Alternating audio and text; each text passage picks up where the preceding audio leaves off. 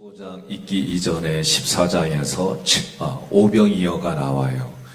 그리고 칠병이어가 나옵니다. 어떤 분들은 칠병이어 이거 잘못 적은 거 아니냐, 오병이어에 이렇게 생각만 하는 분들도 계세요. 오병이어라는 거는 물고기 5마리와 떡 5개와 물고기 2마리, 그리고 칠병이어는 떡 7개와 물고기 2마리, 그런 뜻이죠. 오병이어와 칠병이어는 내용이 비슷해요. 사복음서에 다 나옵니다. 그런데 두 말씀 사이에는 확실한 차이가 있어요. 첫째로 떡의 숫자가 달라요. 그죠? 그리고 모여있던 군중의 숫자가 다릅니다. 그리고 먹이신 때 시간이 달라요. 장소가 조금은 차이가 있어요. 먹고 남은 양이 다르기도 합니다. 두 사건이 일어난 시간대가 다르고 기적을 행한 대상이 특히 다릅니다. 오병이어는 유대인들을 향해서 했다고 한다면 오늘 본문에 있는 칠병이어는 대상들이 이방인들이에요. 그런데 중요한 게 있습니다. 사람이 중요한 게 아니고 사람이 필요 없고 이런 뜻이 아니에요. 여기서 가르쳐 주시려고 하는 거는 예수님의 구원, 이게 초점이에요. 예수님이 이방인들까지 구원해 주시는 그 초점이 중요하다라고 여러분과 제가 생각해야 돼요. 30절로 31절 함께 봉독합니다. 큰 무리가 다리 저는 사람과 장애인과 맹인과 말 못하는 사람과 기타 여럿을 데리고 와서 예수의 발 앞에 앉힘에 고쳐주시니 말 못하는 사람이 말하고 장애인이 온전하게 되고 다리 저는 사람이 걸으며 맹인이 보는 것을 무리가 보고 놀랍게 여겨 이스라엘의 하나님께 영광을 돌리니라. 아멘. 성경의 마지막은 뭐냐? 나는 너희의 여호와 하나님 됨이니라. 또는 하나님을 알지어다. 어찌됐든 모든 기적의 마지막은 기적을 본 사람들, 그리고 그 기적을 통해 고침을 받은 사람들의 마지막은 뭐냐? 하나님을 하나님으로 알아지고 하나님을 하나님으로 여기는 거예요.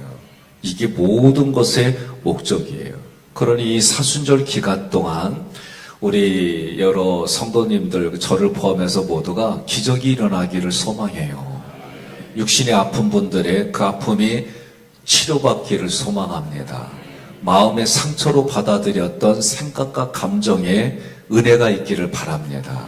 그리고 우리 내면에 그 영의 질서가 세워지면 어둠이 물러가게 돼 있어요. 이게 하나님의 약속이고 원리예요.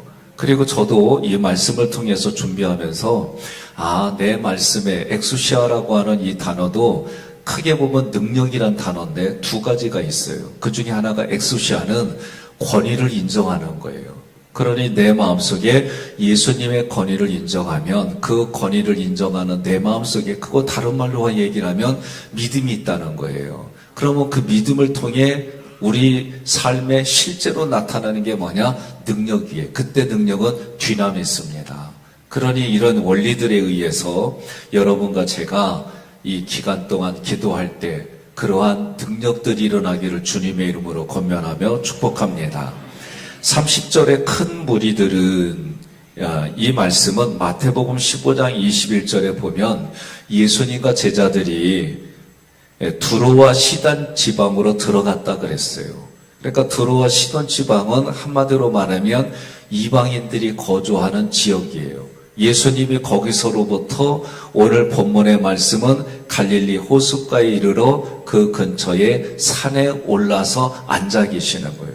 그러니 예수님이 왔다고 하니까 사람들이 소문이 나서 따라왔어요. 따라왔는데 그 큰 무리가 누구를 데리고 왔냐면 여러 장애인들을 데리고 왔는데 예수님의 발 앞에 앉혔다 그랬어요. 그러니까 이 발 앞에 앉혔다는 얘기는 다른 말로 말하면 복종하겠다, 순종하겠다, 그런 의미가 여기에 있어요. 그러니 여러분과 제가 한 가지 기억할 건, 어떤 상황이 돼도 나는 예수님을 믿겠습니다. 어떤 상황이 돼도 나는 예수님을 따르겠습니다.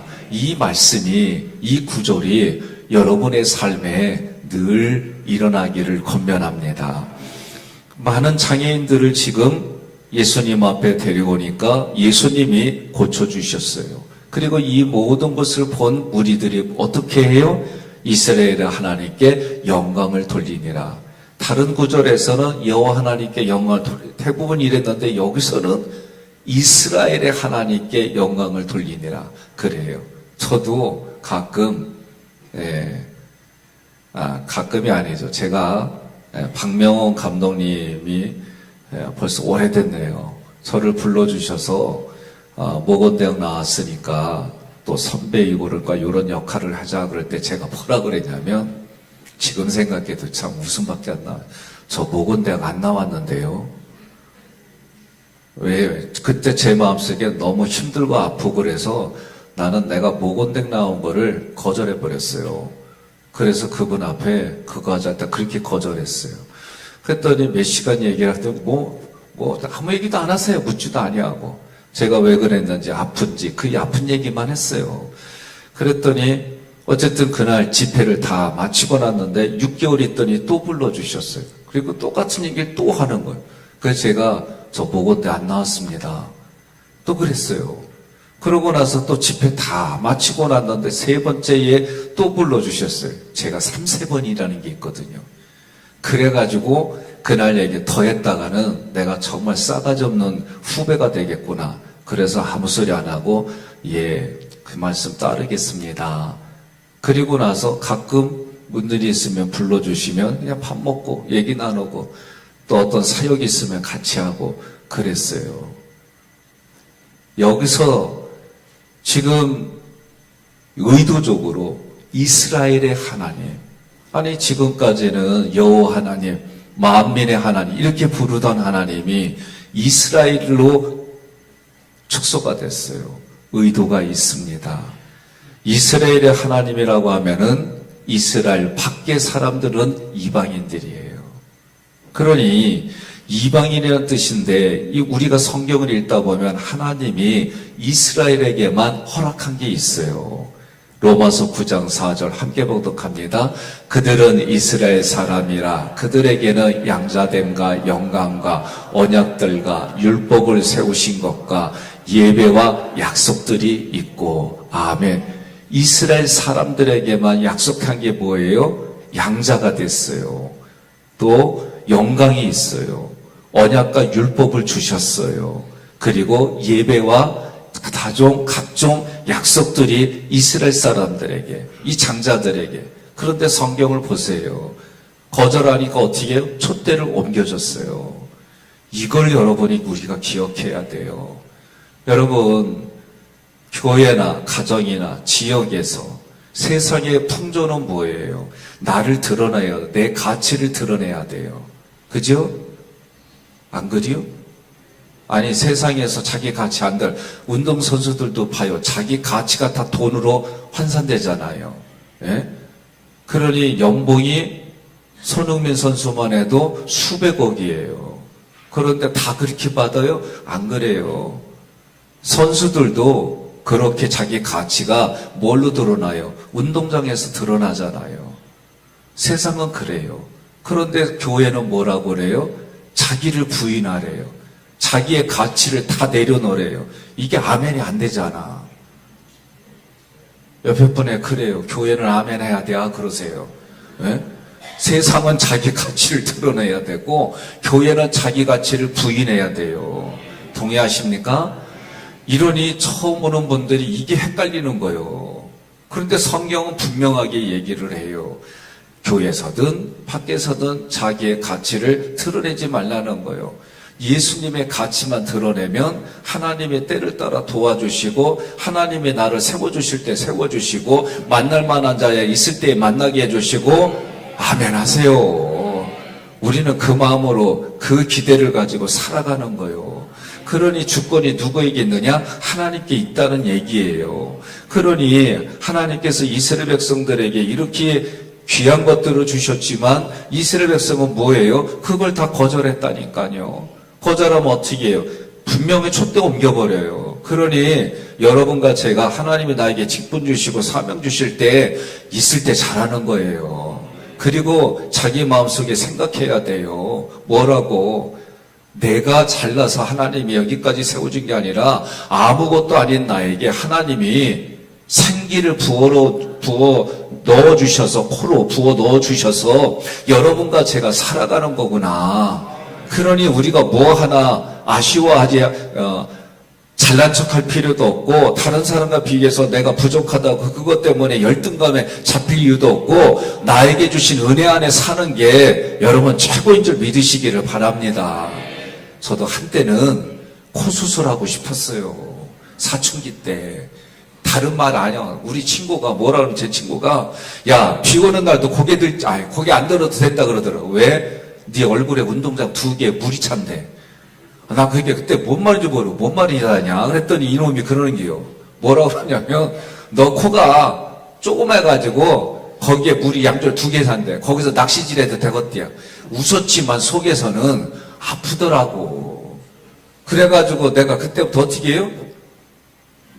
이라고 이게 주님이 생긴겨. 예? 그러니까 무언 얘기를 듣고 어떻게 받아들이냐에 따라서 다르요. 근데 여러분과 저는 어떻게 해요? 누군가에 의해서 복음이 자꾸 들려지니까. 매주일마다 말씀이 들으니까. 그래서 우리 교회 특징은 뭐냐면, 무언 행사만 있을 때마다 떡을 나눠줘. 몰랐시요? 무언 일만 있으면 다 떡을 주는 게 우리 동네는 기분이요. 근데 그 떡이 우리는 오늘 육신적으로는 떡이지만 오늘 말씀을 통해 이 떡을 받을 때마다 이게 하나님의 양식이구나. 예수님이 말씀하신 하나님의 양식을 우리는 먹고 마시고 오늘 5병의 기적, 7병의 기적이 다른 게 아니에요. 예수님이 축사하시고 그걸 뗄 때에 신기한 게 문법으로 보니까 떡을 떼서 제자들에게 나눠지고 제자들은 그걸 받아서 나눌 때에 집어넣기만 하면 떡이 계속 나오는 거예요. 여러분 이게 문법이 그런 의미예요. 그러니 계속 공급이 되어지는 거예요. 그러면 여러분 유대인들이 모르고 있는 이스라엘의 하나님, 오늘 본문의 말씀을 통해서 이스라엘의 하나님께 영광을 돌리더라. 그런데 그 얘기는 뭐냐면 유대인들은 예수를 배척했어요. 예? 이스라엘에게만 그렇게 놀라운 선물들을 주셨는데 이스라엘 백성들, 유대인들은 예수를 배척했어요. 그러나 이스라엘의 하나님께 영광을 돌리는 그 이방인들은 누구를 영접했어요? 예수님을 영접했어요. 하나님은 이스라엘을 통해서 그리스도를 이 땅에 보내시고 만민에게 그 구원의 계획을 나누어 주신 거예요. 이게 뭐예요? 선물이라고 그랬어요. 에베소서 1장과 2장에 보면 우리의 힘과 능력으로 나타난 게 아니라 우리의 힘과 능력은 1도 없는데 하나님이 우리에게 은혜를 주셨다. 왜? 하나님의 마음은 긍휼과 풍성이, 긍휼이 풍성하고 사랑이 풍성하고 자비가 풍성하고 하나님께는 그 모든 것이 풍성하기 때문에. 동의하십니까? 32절 예수님께서 사흘 동안 31절에 예수님께서 사흘 동안 함께했던 무리들이 굶었어요. 굶으니까 그들을 그 상태로 돌려보내면 가는 길에 기진하여 쓰러질까봐. 오늘 본문의 말씀은 그거예요. 예수님이 볼 때 사흘 동안 함께했단 말이에요. 그런데 다 굶으면서까지 말씀을 전했는데도 굶으면서까지도 그 자리에 있다는 얘기는 여러분 이 경험이 있어야 돼요. 하나님의 말씀을 읽으면 꿀속이와 같이 다는 그런 은혜가 있어요. 그러니 저도 제 마음속에 갈급함을 가지고 말씀을 읽는데 읽어도 이게 단겨. 얼마나 단지. 이걸 놓칠 수가 없는 거예요. 그러니 그런 시간들이 어떻게 됐다? 사흘 동안 있었다라고 저는 해석이 되어지는 거예요. 그러니 이게 생각해 보세요. 아니 싫은 사람, 싫은 환경에 있으면 여러분 1분이라도 있고 싶어요? 네, 여쭤볼게요. 난 힘들더라고. 그러면 그 시간이 하루같이 너무 지루해. 그런데 너무 좋은 사람, 기쁜 사람, 그 자리만 있으면 뭔가 기대가 생기고 막 이런 자리에 있으면 여러분 있잖아요. 안 그래요? 애들이 나 엄마 30분만 게임할게. 그러고 하루를 꿀딱 새. 애들 뭐 여기에 다크서클이 생길 정도로. 왜? 그게 너무 기쁘고 재밌으니까. 성경의 말씀이 내 입에, 내 혀에 꿀송이와 같이 닿는 그런 시간이 사흘 동안, 그러니까 사흘 동안 함께 있겠지요. 왜? 지금 예수님 앞에 나가기만 하면 고침을 받고, 예수님 앞에 나가기만 하면 그 말씀이 꿀송이같이 달아서 여기에 깨달아지니까 눈이 열어지고 귀가 열리고 마음의 형통함이, 그 기쁨이 있으니 그 시간들이 어떻게 해서든지 간에 같이 있고 싶지 않았겠어요?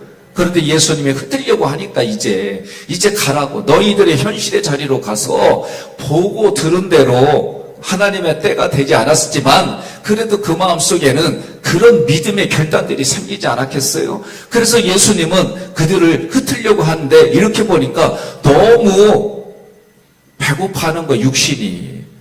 그러니 그 육신이 배고픔을 가지고 예수님은 어떤 의도를 주는 거예요. 이 말씀 속에는. 그러니 우리는 육신이 해결되는 그것에 초점 맞추지 말고 그것을 치료해 주시고 극복하게 해주시고 이기게 해주시고 때를 따라 도와주시는 삼일째 하나님께 초점을 둬야 되는 거예요. 이게 오늘 우리가 사순절하는 모든 것의 초점이에요. 그것을 지금 예수님은 일단 그들의 불쌍히 여기는데 육신을 불쌍히 여긴 게 아니에요. 영혼을 불쌍히 여기는 거예요. 동의하십니까? 예수님은, 성령님은, 하나님은 긍휼이 풍성하신 분이에요. 그 긍휼이 풍성함이 하나님 뭐라고 그래? 나는 질투하는 하나님인즉. 예? 이게 나쁜 게 아니에요. 우리나라에서는 칠거지약이라 해가지고 나쁜 의미로 쓰였어요. 질투는 칠거지약이 하나로 해가지고 지는 첩을 두면서 그거 갖고 질투하지 말라. 아주 못된 내면이 있어가지고 그 짓거리 한 거지, 이 질투는 그런 나쁜 의미가 아니에요. 죄에 대해서 미워하시는 하나님이 우리를 사랑한다고 하는 최고의 표현 중에 하나가 나는 너를 질투하는 하나님이지, 그렇게 말씀하신 거예요.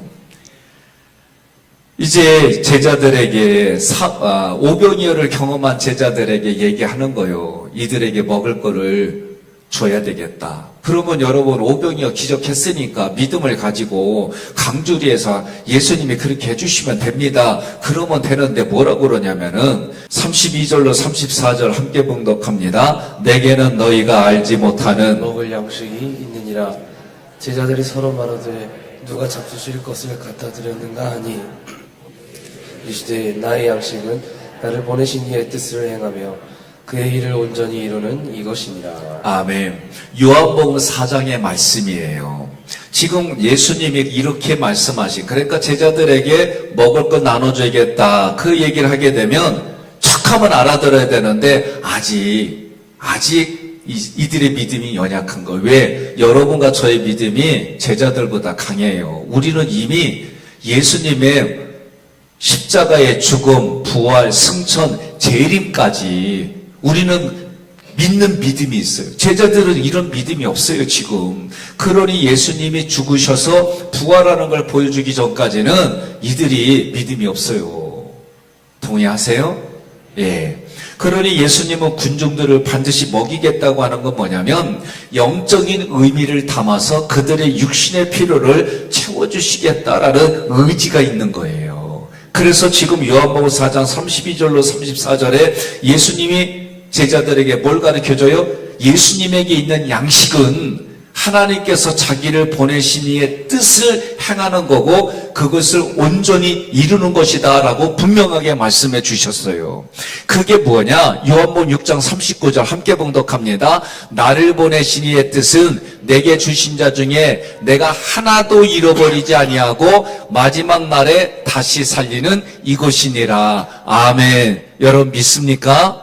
예. 그러니까 예수님의 양식은 뭐냐면 하나님께서 자기에게 보내주신 영혼들, 그 영혼을 하나도 잃어버리지 아니하고 우리 육신이 흙으로 돌아가 흔히 말하는 장래가 일어났을 때에 그때에 우리가 하나님 앞에 다 부활되어져서 하나님의 나라에서 온전히 만나는 것이 이게 하나님의 뜻이다.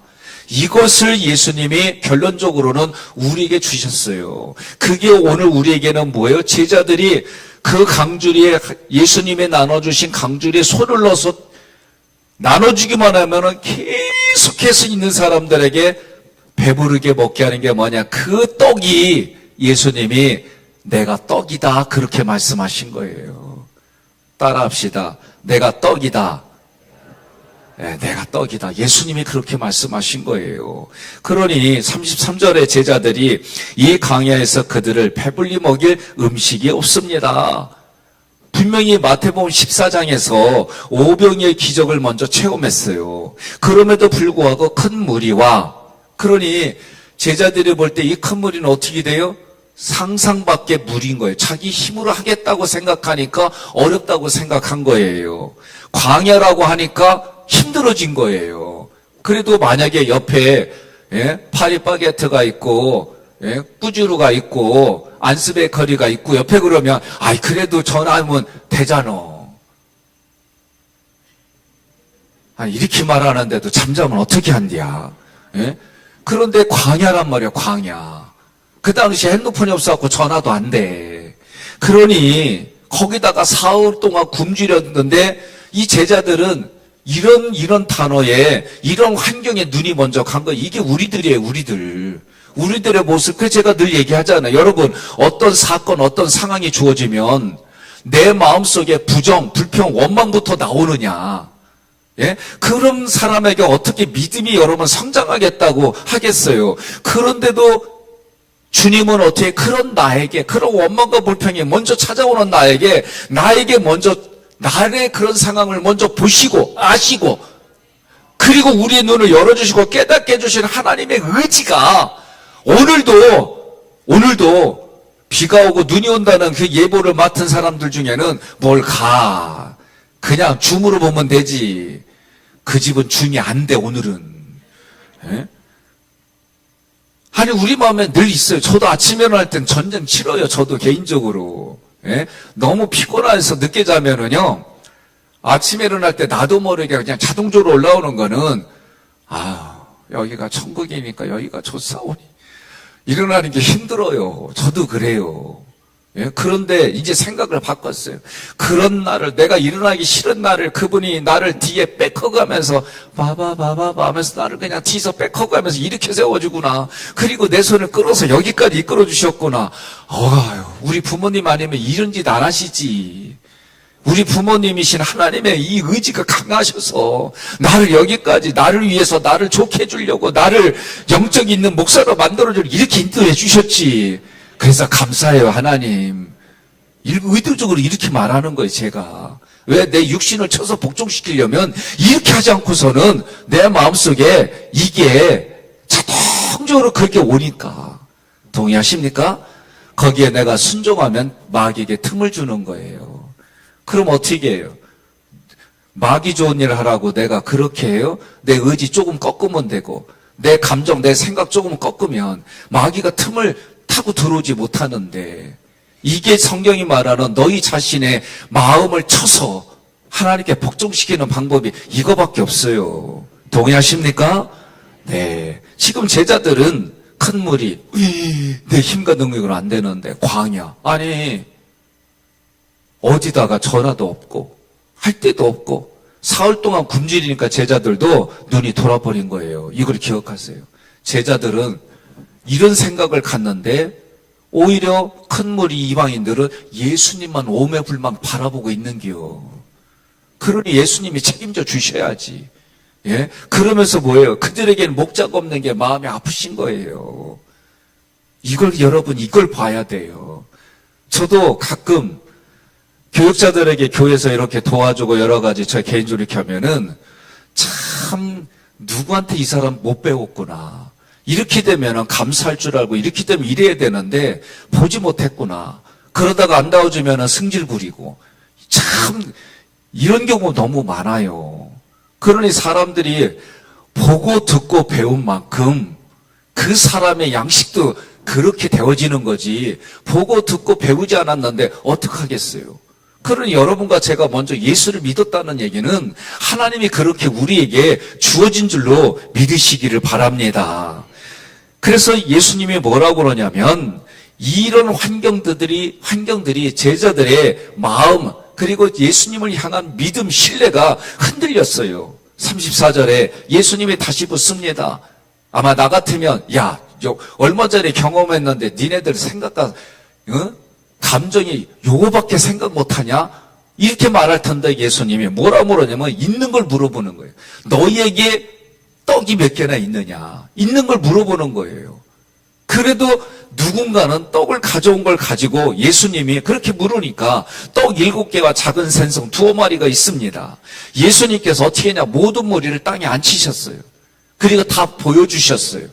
떡 7개와 생선을 가지고 축사하신 후에 제자들에게 주시니 제자들이 다시 무리에게 주어 다 배불리 먹고 남은 조각이 7긍줄에 차고 장정만 4,000명이 먹고도 남은 거예요. 더 이상 못 먹겠어요. 더 이상 내 이빨 사이에 떡이 다 껴갖고 더 이상 안 돼요. 이럴 정도로 먹고 마신 거예요.